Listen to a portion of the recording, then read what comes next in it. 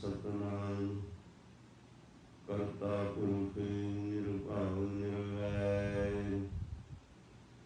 अकाल मूर्त आयुनि सैभं गुर प्रसाद ज्ञान जन गुरु दिया अज्ञान दीन विनाश हर कृपा ते संत भेटे नानक मन प्रगास जेता जियो पिंड सब तेरा तुम अंतरयामी पुरख भगवान दासन दास कहे जन नानक जे हाथ करा है तेहा हम करी बख्यान दासन दास कहे जन नानक जेहा तुम करा है तेहा हम करी बख्यान।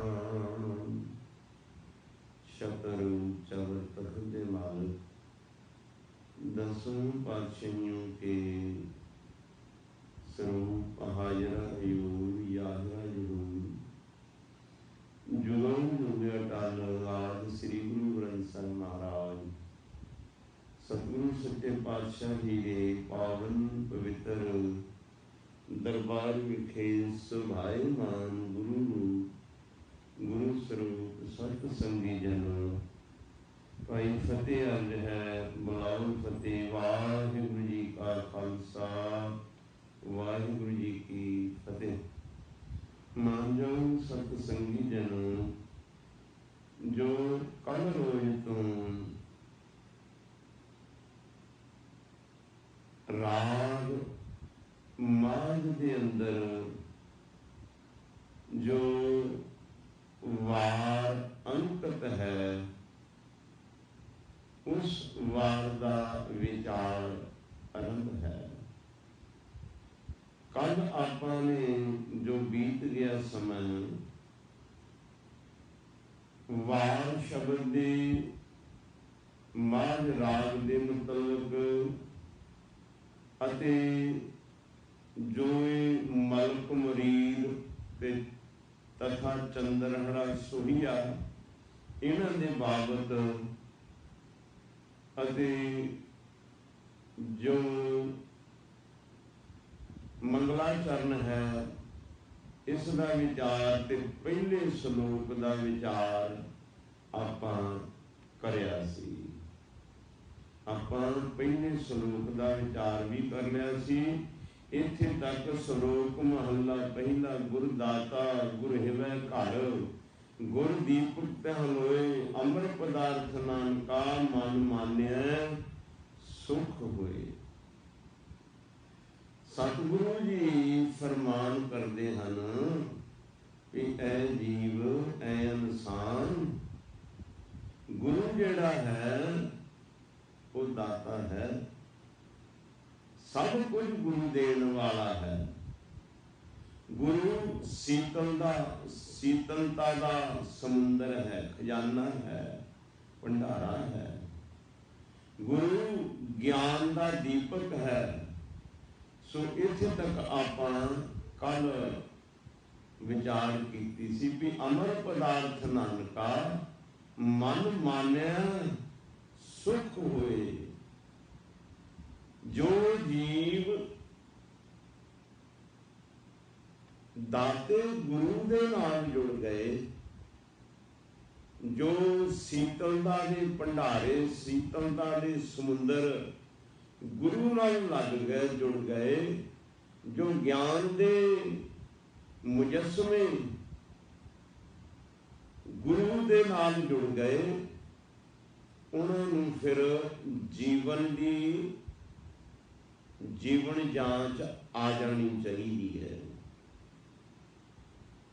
जेड़ा गुरु दे नाल जुड़ गया है, ज्ञान दे नाल जुड़ गया है, जे वो ज्ञान दे नाल जुड़ गया तो उसनूं जीवन की जांच आनी चाहिए है।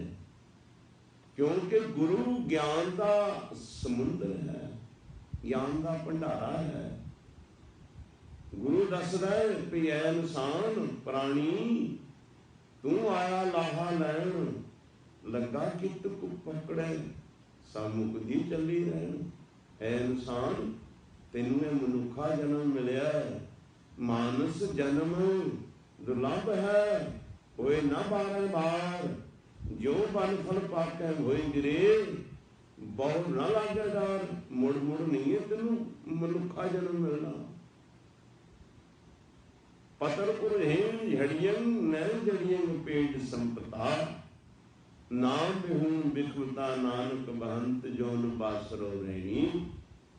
ਜਿਹੜੇ ਪੱਤੇ ਝੜ ਜਾਂਦੇ ਨੇ ਪੇੜ ਨਾਲੋਂ, ਜਿਹੜੇ ਫਲ ਟੁੱਟ ਜਾਂਦੇ ਨੇ ਦਰਖਤ ਨਾਲੋਂ, ਉਹ ਮੁੜ ਦਰਖਤ ਨਾਲ ਨਹੀਂ ਜੁੜੇ ਜਾਂਦੇ।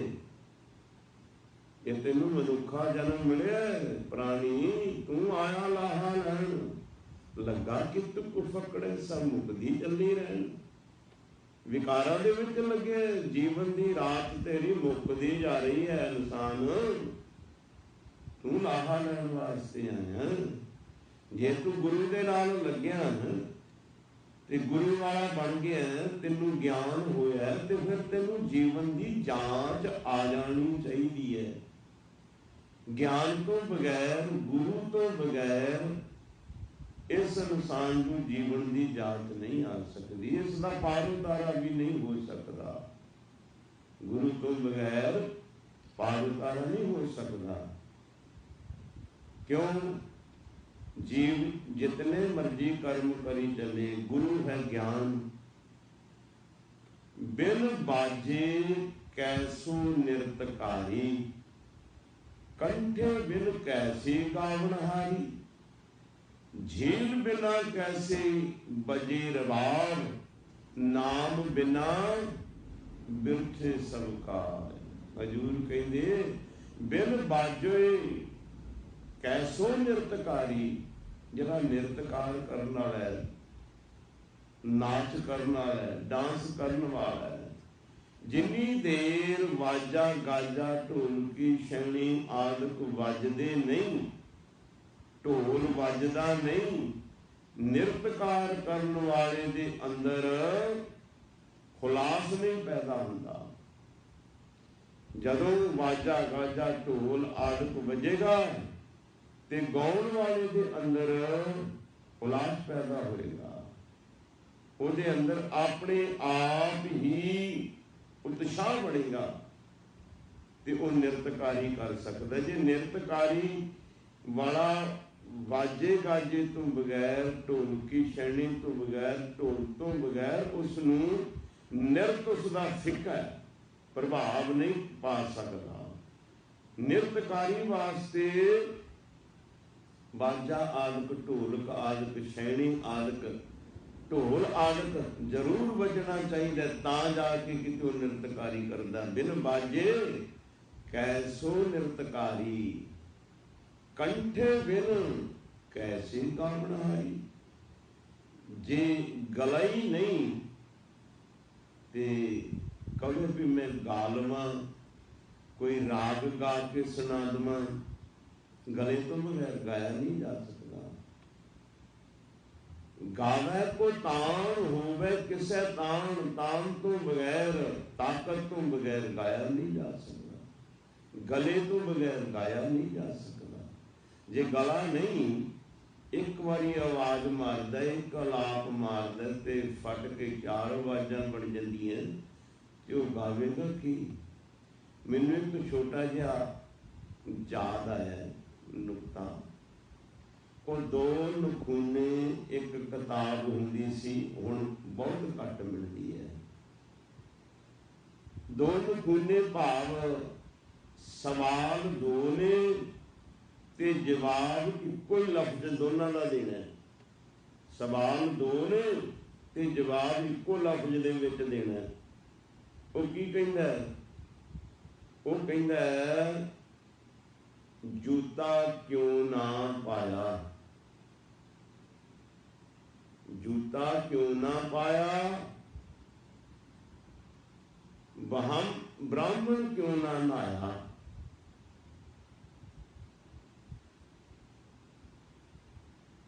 ਸਮੋਸਾ ਕਿਉਂ ਨਾ ਖਾਇਆ,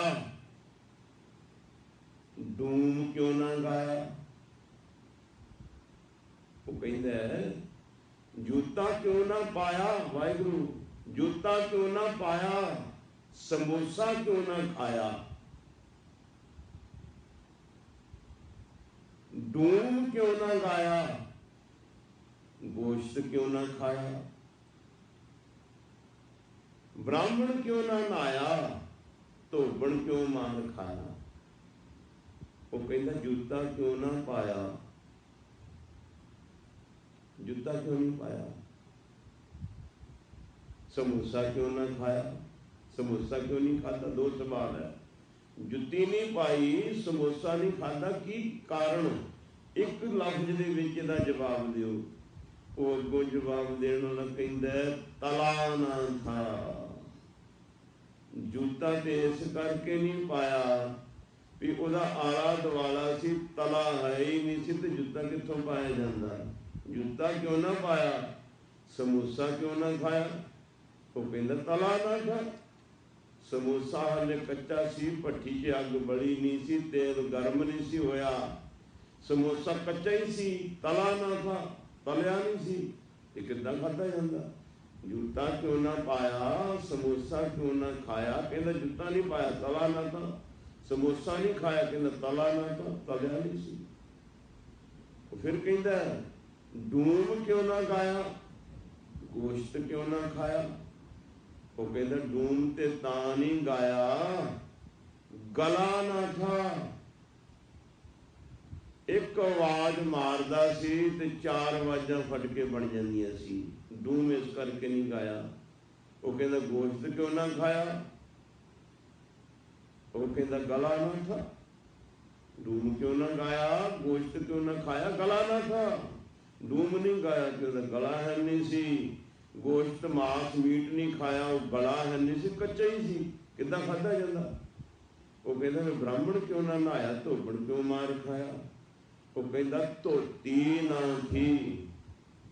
ਬ੍ਰਾਹਮਣ ਕੋਲ ਇੱਕੋ ਧੋਤੀ ਸੀ, ਉਸਨੇ ਉਹ ਧੋਬੀ ਨੂੰ ਧੋਣ ਵਾਸਤੇ ਦਿੱਤੀ, ਤੇ ਧੋਬੀ ਨੇ ਧੋਤੀ ਨਹੀਂ ਸੀ, ਧੋਬਣ ਨੇ ਧੋਤੀ, ਉਹ ਧੋਤੀ ਨਹੀਂ।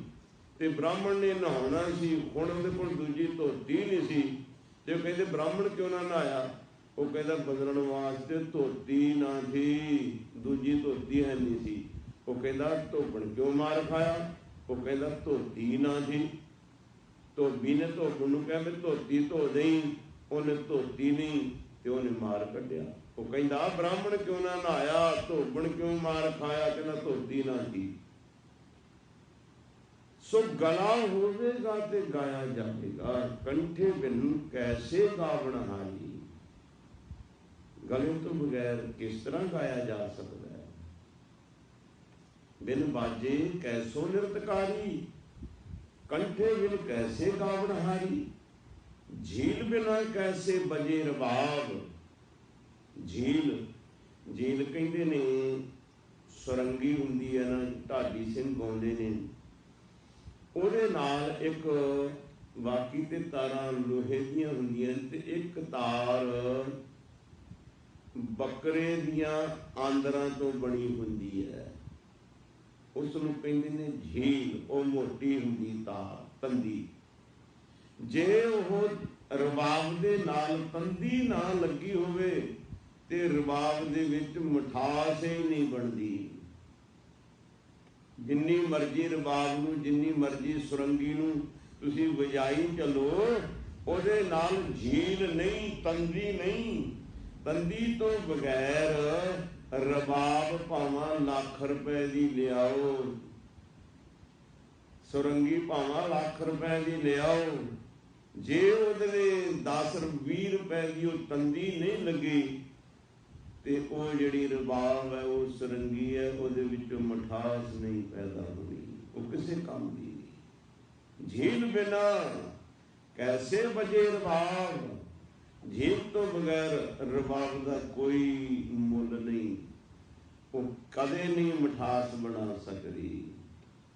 ਜਿਵੇਂ ਹਜੂਰ ਕਹਿੰਦੇ ਨੇ ਬਾਜੇ ਗਾਜੇ ਤੋਂ ਬਗੈਰ ਨਿਰਤਕਾਰ ਕਰਨ ਵਾਲਾ ਨਿਰਤਕਾਰੀ ਨਹੀਂ ਕਰ ਪਾਉਂਦਾ, ਉਹਦੇ ਮਨ ਨੂੰ ਉਤਸ਼ਾਹ ਨਹੀਂ ਮਿਲਦਾ।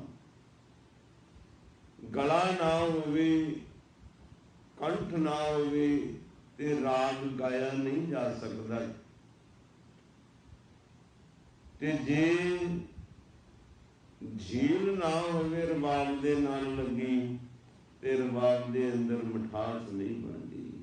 ਬਿਨ ਬਾਜੇ ਕੈਸੋ ਨਿਰਤਕਾਰੀ, ਕੰਠੇ ਬਿਨ ਕੈਸੇ ਗਾਵਣਹਾਰੀ। ਝੀਲ ਬਿਨਾ ਕੈਸੇ ਬਜੇ ਰਬਾਬ, ਨਾਮ ਬਿਨਾ ਬਿਰਥੇ ਸਭ ਸਾਧ। ਨਾਮ ਤੋਂ ਬਗੈਰ ਇਹ ਜੀਵਨ ਤੇਰਾ ਵਿਅਰਥ ਹੈ। ਗਿਆਨ ਤੋਂ ਬਗੈਰ, ਗੁਰੂ ਤੋਂ ਬਗੈਰ ਤੇਰਾ ਜੀਵਨ ਵਿਅਰਥ ਹੈ। ਦੁੱਧ ਬਿਨ ਧੇਨ, ਪੰਖ ਬਿਨ ਪੰਖੀ, ਜਲ ਬਿਨ ਕੁਝ ਕਾਮ ਨਹੀਂ। ਕਿਆ ਸੁਲਤਾਨ ਸਲਾਮ ਬਿਹੁਨਾ, ਅੰधी ਕੋਠੀ ਤੇਰਾ ਨਾਮ ਨਹੀਂ।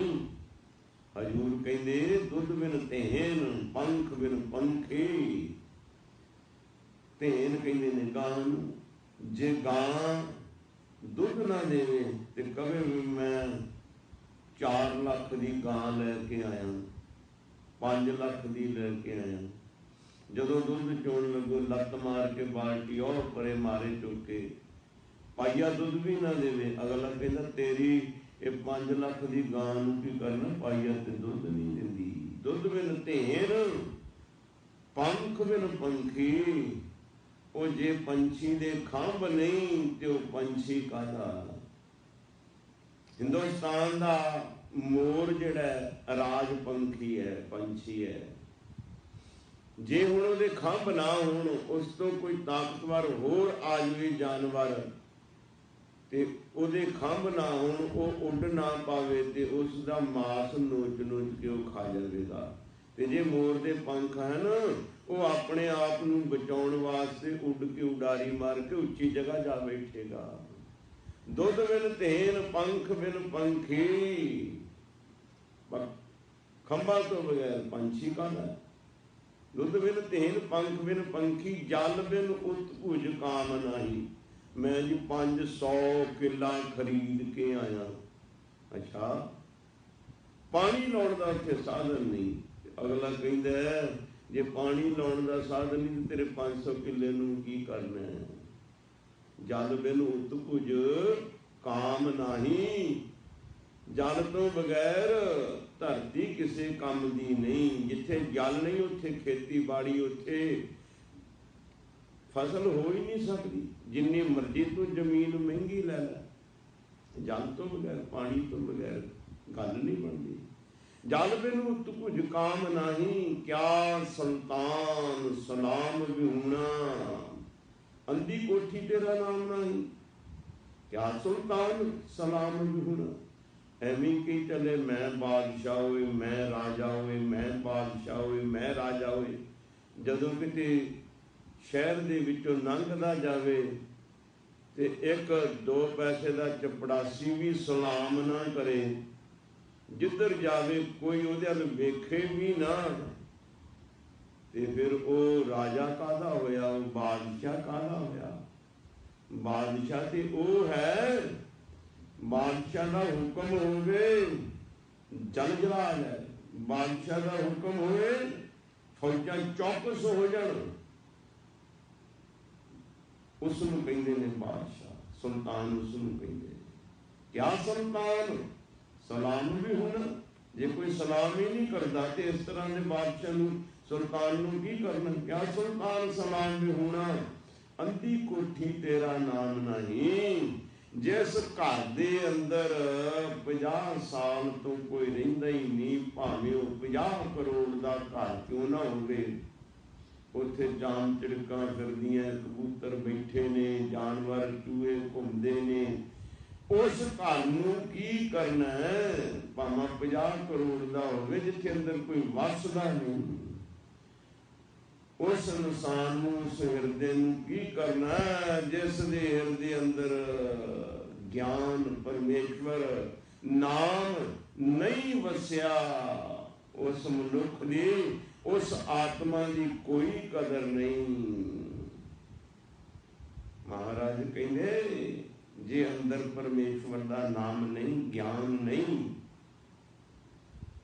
तो फिर तेरी कोई कदर नहीं। इंसान तेरा जीवन जिहा तू संसार ते आया, जिहा ना आया।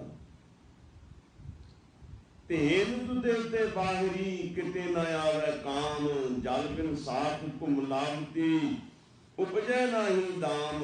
तेन तुझे ते बाहरी, तेन गां जिहड़ी है दुध तो बगैर, तेन तुझे ते बाहरी किते न आवे काम। कोई गां नूं रखण नूं तैयार नहीं जिहड़ी दुध नहीं दिंदी। तेन तुझे ते बाहरी किते न आवे काम, जल बिन साथ घुम लागती उपजे नाही दाम। जे जल नहीं, फसल में पानी नहीं लगन वाली जगह पानी नहीं लगता, तो फिर वो फसल जिहड़ी है पानी तो बगैर ना तो फसल ने फल देना, तो पैसे कितों वट होने ने।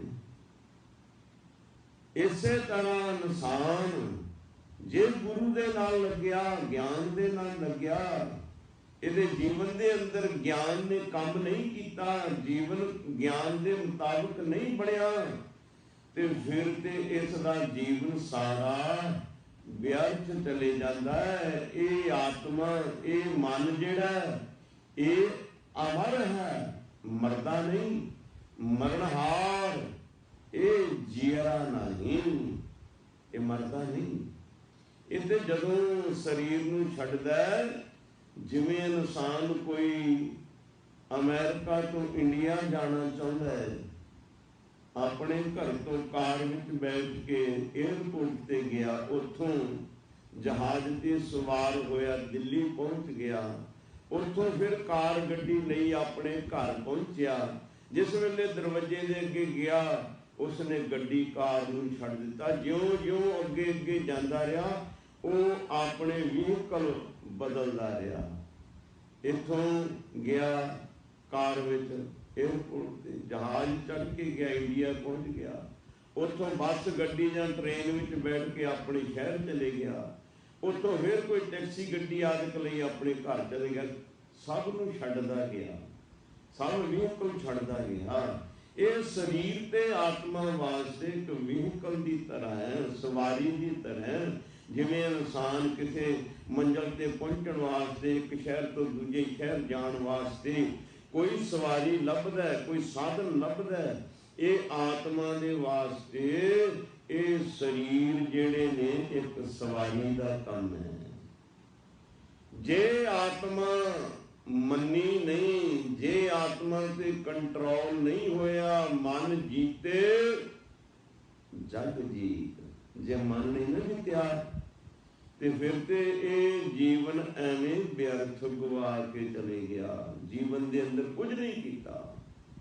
हजूर पातशाह जी कहते गुरु दे नाल लग्या, जेड़ा गुरु सब कुछ देन वाला है, जेड़ा गुरु शांति दा भंडार है, शांति दा समुंदर, जेड़ा गुरु ज्ञान दा मुजस्सम है, ज्ञान दा समुंदर, ज्ञान दा भंडारा, ज्ञान दा खजाना है। उस गुरु के नाल लग के जे जीवन की जांच नहीं आई, तो सारा जीवन सतगुरु जी कहते ने फिर किस तरह का बतीत होंदा है। हुण अगले श्लोक दे विच हजूर दसदे ने, पहला प्यार लगा थण दुध, दूजे माए बाप की सुध। ए जीव आया संसार ते जन्म लिया, पहले प्यार लगा थण दुध। जन्म लिया ते इसदा प्यार मां दे अस्थणा नाल, दुध दे नाल लग गया। दुध तो बगैर इसनूं होर कोई ज्ञान नहीं। पहले प्यार लगा थण दुध, दूजा माए बाप की सुध। दूजी स्टेज आई, ये कहंदा भी मैनूं ये सोच हो गई भी ये मेरी मां है, ये मेरा बाप है। मां बाप की सुध आ गई। मां कहती है तेरा पापा है, तेरा डैडी है, तेरा पिता है। मां दे कोलों मां का तेनों ज्ञान हुंदा है, क्योंकि हो गया मां दे कोल रहिंदा। पहला तेरा प्यार दुध नाल लग्या, फिर मुड़ के दूसरी अवस्था हुई, मां ते प्यो का ज्ञान हो गया। फिर अगे हजूर कहते तीजे भैया भाभी बेव, चौथे चार पन्नी खेल तीजी स्टेज आई, तीजी अवस्था आई, इसनूं ज्ञान हो गया तीजे भैया भाभी बेल, ये मेरा भाईया है, ये मेरी भाभी है, ये मेरी बेबे है। चौथे प्यार उपन्नी खेड, बेब कहते ने भैन नूं। धन गुरु नानक देव साहब महाराज जी भी अपनी वड्डी भैन नूं बेबे नानकी जी क्या करते सन, बेबे नानकी जी बेल। तीजे भैया भाभी बेल, ये मेरा भाईया, ये मेरी भाभी है, मेरी बेब भैन है। चौथे प्यार बनी खेड़, चौथी अवस्था आई, इसलिए खेड दे विच इसदी रुचि बन गई। खेडण तो बगैर इसनूं कोई सुझदा ही नहीं। खेडदा मां कहती आ पुत्र भोजन छक लै प्रशादा, मां आउणा बस थोड़ी जी मेरी खेड रह गई है, थोड़ी जी मेरा मतलब कि मेरी बाजी रह गई, मैं थोड़ी जी बाजी ला के मैं खेड के आना, मैं आना, मैं खेड पूरी करके आना। खाण पीण की भी कोई इसनूं ख्याल नहीं, खेड दे विच ही प्यार है। ते हजूर अगे कहते ने पंजवें खाण पीण की धात, पंजवीं स्टेज आई, पंजवीं अवस्था आई, होर ते उठिया खाण पीण दे मगर ही भजदा दौड़ा है। धात का मतलब होंदा दौड़ भज। धात दे बड़े अर्थ ने, मैं पहला कर चुकिया धात दे। सो हजूर कहते ने पंजवीं स्टेज आई, पंजवें खाण पीण की धात, पंजवां स्टेज आई, खाण पीण जो लभदा खाई पीवी जांदा है। ते फिर अगली छेवीं स्टेज आती है, अवस्था आती, छेवें काम न पुछे जात, छेवीं स्टेज आ जाती, छेवीं अवस्था आ जाती है। ये विषय विकारण दे विच इतना लंपट हो जाता है, जात पुजात नहीं वेखदा। भुख ना पुछे लाजमा, इश्क न पुछे जात, सियाणियां दा गाना बनाया। जदों भुख लगदी है ना ते रोटी नमक नाल भी स्वाद लगदी है। ते जिहड़ा विषय विकारां वाला इंसान है, उन्होंने फिर जात पात के नाल कोई भेदभाव नहीं रहिंदा, ऐसा विषय विकारां दे अधीन हुंदा है। एक दुख भूख, एक दुख सकत वार जमदूत। वाहिगुरू गुरु साहब जी कहते ने एक विछोड़ा, एक दुख भूख, एक दुख सकत वार जमदूत। एक विछोड़ा, एक दुख भूख, एक विछोड़े का दुख बड़ा वड्डा है। एक विछोड़ा, एक दुख भूख, भुख का दुख भी बड़ा वड्डा। कहते ने फरीद जी कहते ने फरीदा, ये जिहड़ा इंसान है, आम बाणी गुरु ग्रंथ साहब तो बाद भी बाहर भी फरीद जी की भी है, कबीर जी की भी है, होर भगतां की भी है। इत्थों तक कि गुरु नानक साहब जी की भी बाणी गुरु ग्रंथ साहब तो बाहर है, जो जन्म साखी है, ਉਹਦੇ ਵਿੱਚ कई शब्द आते हैं गुरु नानक साहब के, जिहड़े गुरु ग्रंथ साहब जी के अंदर अंकित नहीं किए। ते ਉਹ ਕਹਿੰਦੇ फरीदा मौतों भुखो बुरी, राती खा के सुते सवेरे फेर खड़ी। ये गुरु ग्रंथ साहब की पंक्ति नहीं, ये बाहरली पंक्ति है। फरीदा मौतों भुख बुरी, मौत ने तो आना एक बारी ते लैके चले जाना, तेरी भुख है दिहाड़ी च 6 बारी आती है, ये बड़ी बुरी है। तो कहते एक विछोड़ा, एक दुख भूख, एक दुख सकत वार जमदूत। कई शक्ति वाले पावरफुल जमदूत हैं। जमदूत असी समझते हाँ भई जिहड़े मरण तो बाद शरीर छड्डण तो बाद उन्होंने जमदूत कहते हैं। भाई वो भी जमदूत होणगे, किसी ने वेखे ने कि नहीं वेखे, क्यों कोई मर के बाद आके दस्या तो है नहीं ना किसी ने कि मैं मर के बाद मैनू जमदूत मिले, किहो जैसी किहो जे नहीं।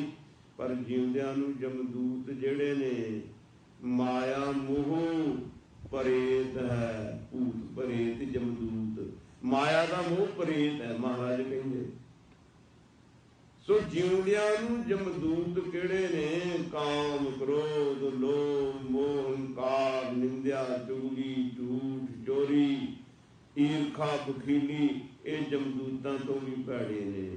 ਜਿਉਂਦੇ ਹੀ ਇਸ ਨੂੰ ਖੁਆਰ ਕਰੀ ਜਾਂਦੇ ਨੇ, ਜਿਉਂਦਿਆਂ ਹੀ ਇਸ ਜੀਵ ਨੂੰ ਭੰਬਲ ਭੂਸੇ ਵਿੱਚ ਪਾਇਆ ਹੋਇਆ ਹੈ। ਤਾਂ ਹਜ਼ੂਰ ਕਹਿੰਦੇ ਨੇ ਛੇਵੀਂ ਅਵਸਥਾ ਆਈ ਤਾਂ ਇਹ ਇਨਸਾਨ ਕਾਮ ਵਿਸ਼ੇ ਵਿਕਾਰਾਂ ਦੇ ਵਿੱਚ ਖਚਤ ਹੋ ਗਿਆ। ਵਿਸ਼ੇ ਵਿਕਾਰ ਹੀ ਇਸ ਨੂੰ 24 ਘੰਟੇ ਵਿਸ਼ੇ ਵਿਕਾਰਾਂ ਦੇ ਵਿੱਚ ਹੀ ਇਸ ਦਾ ਮਨ ਜੁੜਿਆ ਰਹਿੰਦਾ ਹੈ। ਤੇ ਫਿਰ ਅੱਗੇ 7ਵੀਂ ਸਟੇਜ ਹੈ, ਸਤਵੇਂ ਸੰਝ ਕੀਆ ਘਰ ਵਾਸ। 7ਵੀਂ ਸਟੇਜ ਆਈ, ਸੰਝ ਕੀਆ ਘਰ ਵਾਸ।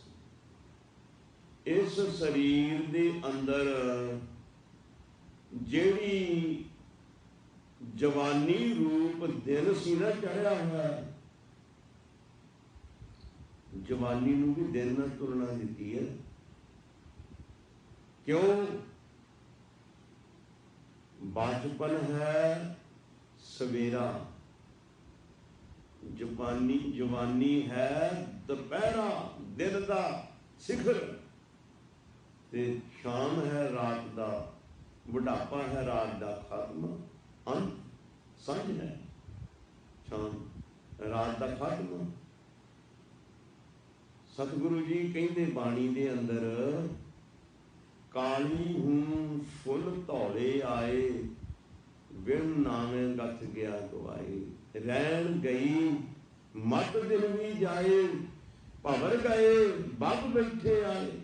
ਰਹਿਣ ਗਈ ਮਤ ਦਿਨ ਵੀ ਜਾਏ। ਸਤਿਗੁਰੂ ਜੀ ਹੁਣ ਕਹਿੰਦੇ ਨੇ, ਇੱਥੇ ਸਤਿਗੁਰੂ ਜੀ ਨੇ ਰਾਤ ਨੂੰ ਜਵਾਨੀ ਕਿਹਾ, ਤੇ ਕਿਤੇ ਸਤਿਗੁਰੂ ਜੀ ਨੇ ਦਿਨ ਨੂੰ ਜਵਾਨੀ ਕਿਹਾ। ਇੱਥੇ ਸਤਿਗੁਰੂ ਕਹਿੰਦੇ ਰਹਿਣ ਗਈ ਮਤ ਦਿਨ ਵੀ ਜਾਏ।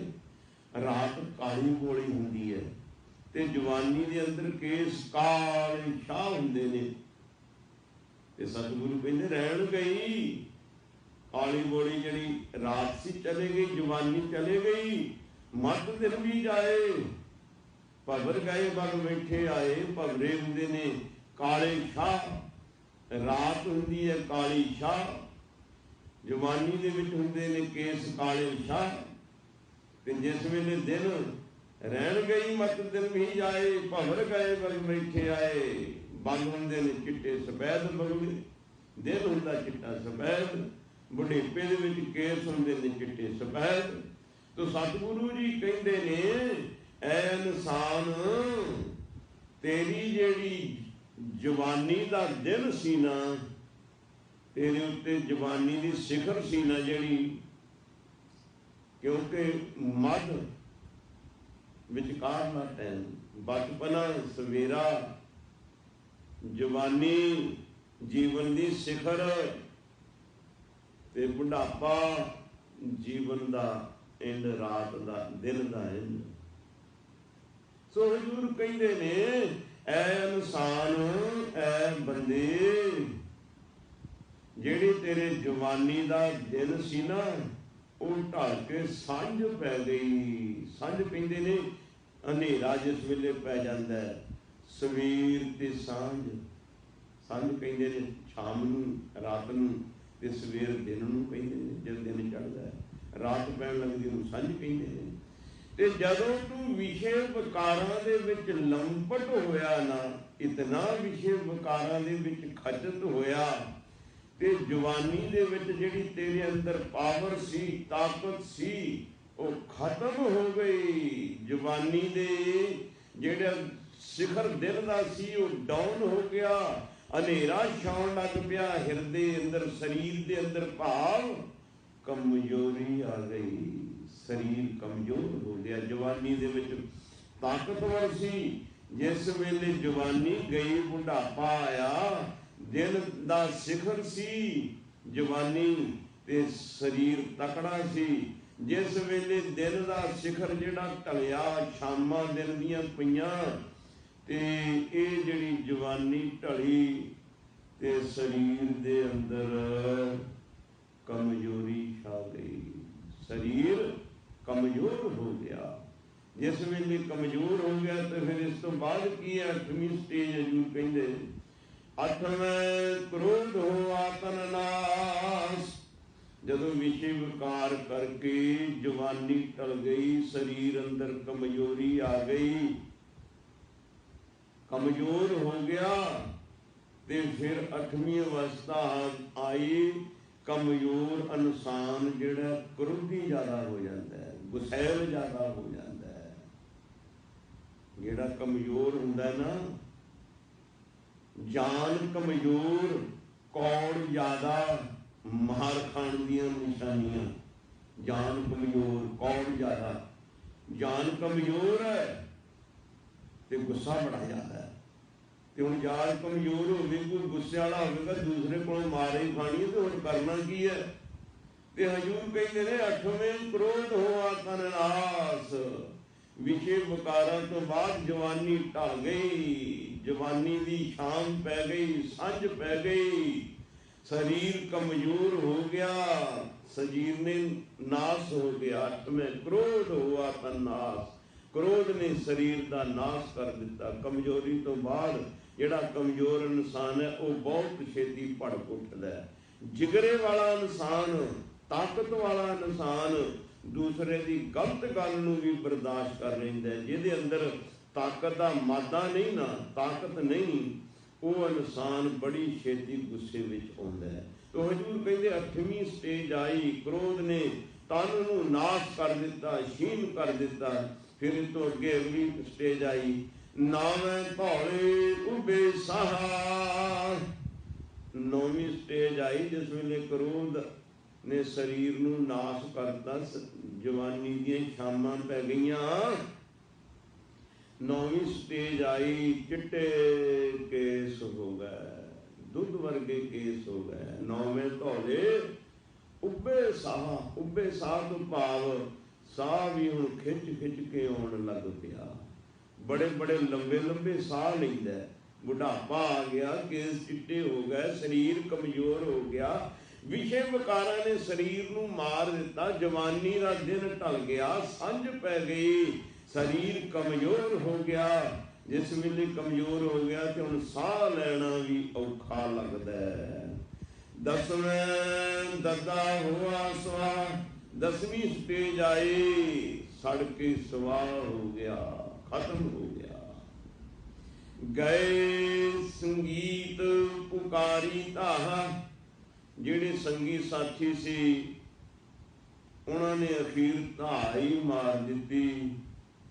जिहड़े संगी साथी सी वो भी चले गए। इन्नी नैनी देखदियां किरती चल गई। इन्हां अखां नाल वेखदियां किन्ने चले गए। फरीदा किथे तैंडे मापियां, जिनी तू जणे होए तै पासों ये लद गए, तू अजे ना पीने होए।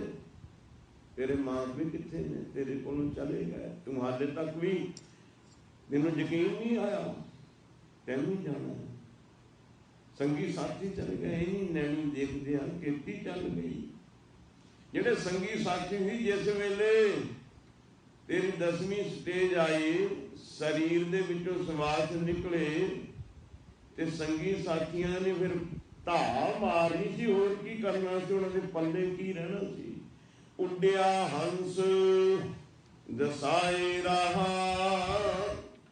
उड्डिया हंस, आत्मा इस दे विचों निकल गया, अगले रास्ते पै गया। उड्डिया हंस दसाए राहा, अगे वास्ते अगली मंजिल ते तुर पिया। लोग कहते मर गया, भाई आत्मा मरदी नहीं, शरीर नहीं छड़दी है, त्यागदी है। शरीर अगे दूजा होर मिल जाता है।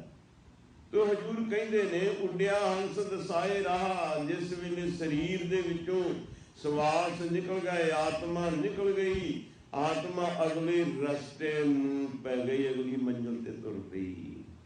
आया गया मुया ना,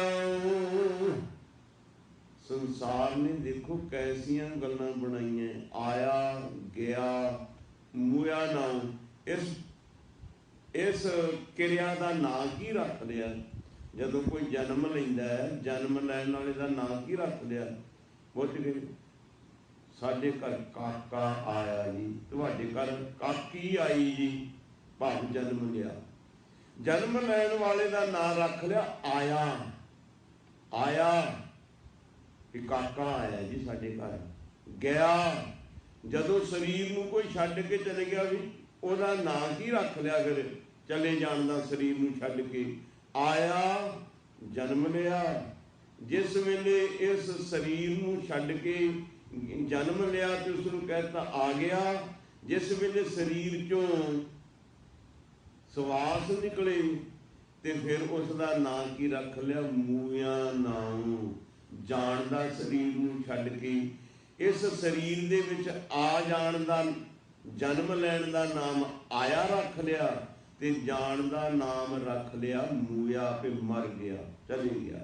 मरना कित्थे है, जाना कित्थे है? शरीर ही बदलता है। बीज है, बीज जिस वेले उन्होंने मिट्टी में दबदे उसकी अपनी हस्ती खत्म हो जाती है, अंकुर निकलता है। अंकुर निकलता है, अंकुर तो फिर बूटा बनता है। बूटे की हस्ती अगे चेंज होती है, फिर दरख्त बन जाता है। डालियां, पत्ते, फुल, फल सब कुछ निकलता है।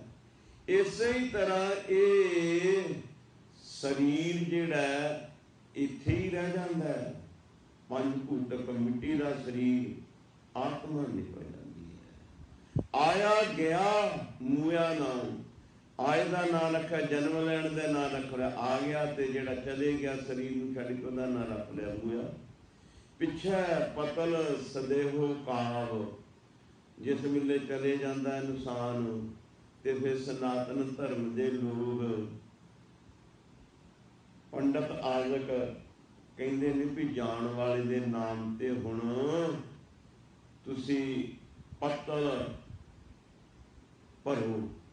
जिदा पिंड भरने गया जाके, हरिद्वार जाके पत्तल भरने। जदों कोई किसी का चढ़ाई कर जाता है, वाहिगुरू ना करे किसी बीबी का पति चढ़ाई कर जाए, वो फिर गया जां हरिद्वार जाके वो पिंड भराउंदे ने, पत्तल भरते ने, खाना पीना बना के पत्तलों के उत्ते रख के ना ते कावां नूं सददे ने। फिर जे काम आके चुंझ मार लैण उस खाने च, फिर कहिंदे भी साडे बंदे ने वो खाना खा लिया, उसने खाना खा लिया, वो आके खाना खा गया। ये सनातन धर्म का विचार है, साडे गुरसिख जगत का विचार नहीं। गुरसिख जगत कहते ने जे तू माता पिता के जिउंदियां सेवा नहीं की ते मरण तो बाद किहने खाना? तो दूजे खाण वाले ने। जीवत पितर ना माने को, मुए श्राद्ध कराए। पितर भी बपरे क्या करे, कौआ कूकर खाए। पितर बेचारे की करनगे? वो तो मगरों बनाया भोजन ब्राह्मण छक गया, ज्ञानी जी छक गए, जां पत्तलों के उत्ते रखिया कां कुत्ते खा गए। उन्होंने थोड़ा मिल जाना जिहड़ा चढ़ाई कर गया। ये तो सनातन धर्म का विचार है। तो हजूर कहते ने अगे, नानक मन मुख अंध प्यार, बाज गुरु डुबा संसार। जिस इंसान ने गुरु नाल लग के फिर भी इसने ज्ञान की वरतों नहीं की, ज्ञान का अंदर इसने ज्ञान तो कम नहीं लिया, तो फिर तो गुरु नाल नहीं लग्या। वास्तव दे विच गुरु तो मनमुख ही रहा, गुरु तो परे ही रहा। मन करके नानक मनमुख अंध प्यार। जिहड़ा मनमुख है ना, गुरु तो भुलिया होया, टुटिया होया, उहदा अंध दे नाल अज्ञानता दे नाल प्यार है। वो अज्ञानता दे नाल प्यार करदा जिहड़ा रब नूं भुलिया होया है। नानक मनमुख अंध प्यार, अज्ञानता दे नाल प्यार है।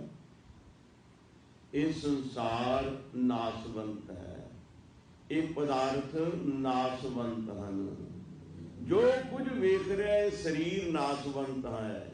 ਜੇ ਸਰੀਰ ਨਾਲ ਪਿਆਰ ਕੀਤਾ ਇਹ ਵੀ ਅਗਿਆਨਤਾ, ਨਾਸਵੰਤ ਚੀਜ਼ ਨਾਲ ਪਿਆਰ ਕੀਤਾ, ਪਦਾਰਥਾਂ ਨਾਲ ਪਿਆਰ ਕੀਤਾ। ਪਦਾਰਥ ਵੀ ਕਿਹੜੇ ਸਦਾ ਨਾਲ ਨਿਭ ਜਾਣੇ ਨੇ, ਸੰਸਾਰ ਵੀ ਨਹੀਂ ਨਿਭਣਾ।